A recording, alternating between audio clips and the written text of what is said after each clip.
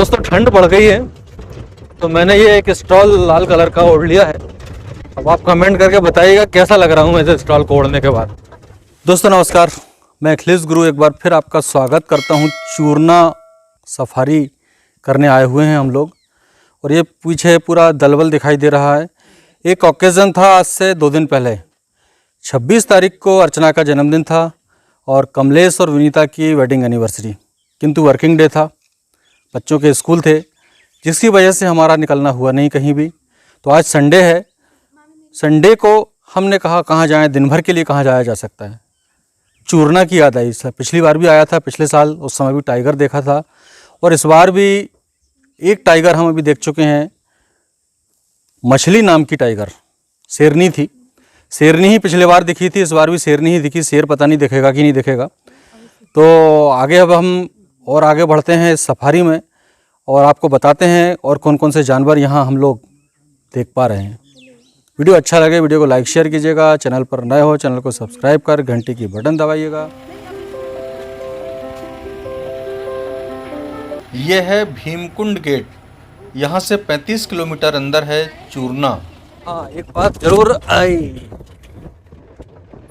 पिछले बार जब हम लोग आए थे तो चूरना तक हम आ गए थे अपनी कार लेकर, किंतु अभी कुछ गाइडलाइन में परिवर्तन हुआ है, जिसके चलते भीमकुंड गेट पर ही हमें अपनी गाड़ी को छोड़ना है और छोड़कर जिप्सी से ही हमें अंदर आना है। 3000 रुपये एंट्री फीस है, 480 रुपये गाइड का है, 3500 रुपये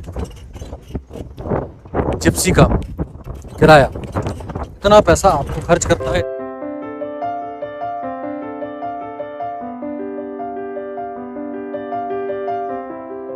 सतपुड़ा टाइगर रिजर्व की दूरी मध्य प्रदेश के भोपाल से 185 किलोमीटर, होशंगाबाद से 110 किलोमीटर और महाराष्ट्र के नागपुर से लगभग 250 किलोमीटर है।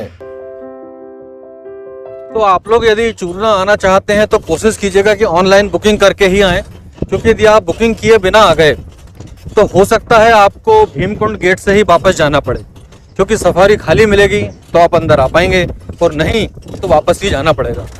यहाँ 10 रूम हैं गेस्ट हाउस में, जिन्हें भी आप ऑनलाइन बुक कर सकते हैं। ऑनलाइन बुक करके ही आएँ। हम लोग तो पिछले बार भी आ गए थे बिना बुक किए हुए और सफारी मिल गई थी, संयोग की बात है, और आज भी संयोग से हमें सफारी मिल गई बिना बुक किए हुए।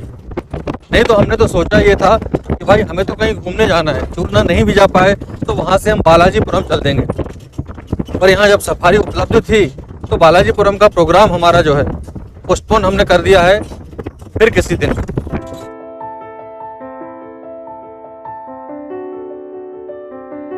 ये तालाब एक दिखाई दे रहा है सामने, जिसमें कमल भी खिले हुए दिख रहे हैं। बहुत सारे कमल आपको देखने को मिलेंगे इस तालाब में।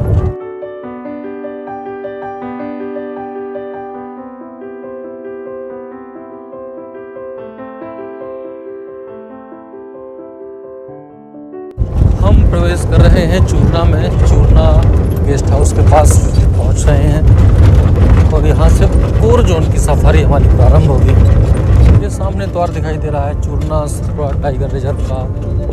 ये रेस्ट हाउस हैं चूरना के। ये हमारी कोर जोन की सफारी स्टार्ट होती है। ये बहुत सारे बंदर यहाँ कुछ क्रीड़ा कर रहे हैं। चूरना के कोर जोन की सफारी।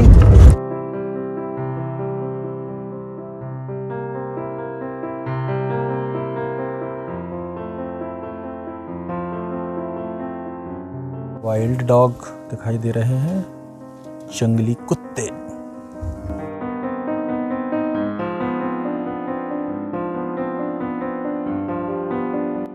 अभी पदचिन्ह देखने को मिले थे टाइगर के, उसी दिशा में अब आगे बढ़ रहे हैं। संभवतः शीघ्र ही टाइगर से आमना सामना होने जा रहा है अभी हमारा।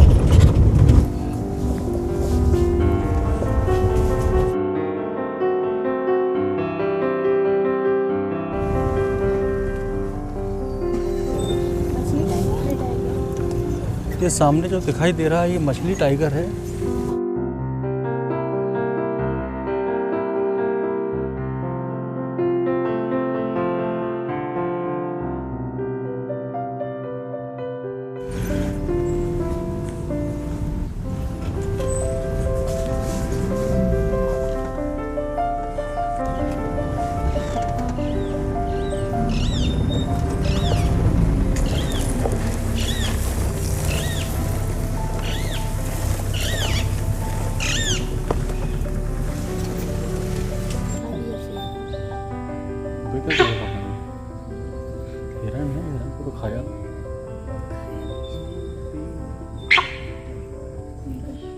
ये जो अभी आप आवाज़ सुन रहे हैं सांभर हिरन की, ये बाकी जानवरों को अलर्ट किया जा रहा है कि आसपास टाइगर है।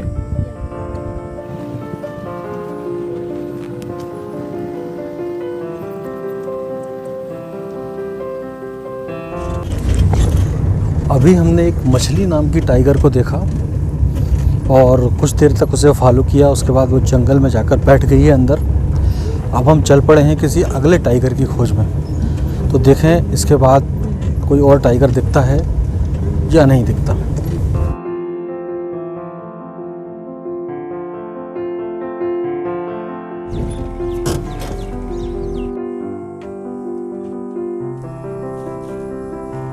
सामने जंगल में एक दूसरा टाइगर भी दिखाई दे रहा है, थोड़ा सा दूर है। एक ये बैठा हुआ है,